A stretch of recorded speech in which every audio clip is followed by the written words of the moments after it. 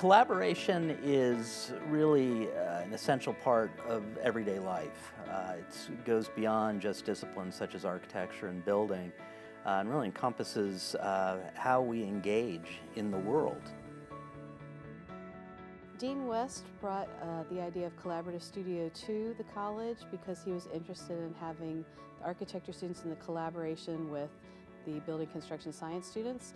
In a lot of ways, that was my desire to see that we introduced to our students in architecture and our students in construction the opportunities for understanding the real value and merit that the other group brought to the table of a successful project. And those projects where I had good relationships with the contractors and subcontractors almost uniformly were the best projects that I ever worked on.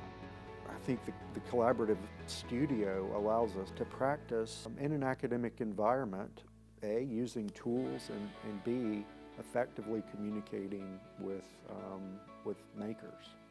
The other really important part of collaborative studio is for these two construction professionals to begin to understand each other, understand their cultures, understand what their values are, and also be able to appreciate the values of the other group.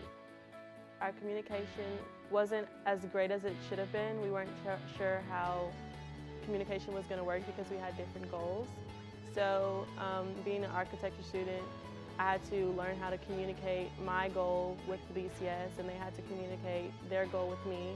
And then by the end, we were learning how to communicate better for our project, and our goals became the same. A lot of BCS students come out of college with an idea of how they see a project progressing, and they're not entirely sure how to communicate that idea to the architect or to the owner of the project.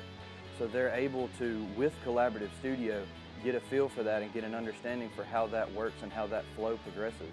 And they're able to apply that and go into the workforce with that knowledge already seated. The Collaborative Studio at Mississippi State University is a laboratory for working in a way that is extra-disciplinary, which is really the nature of practice.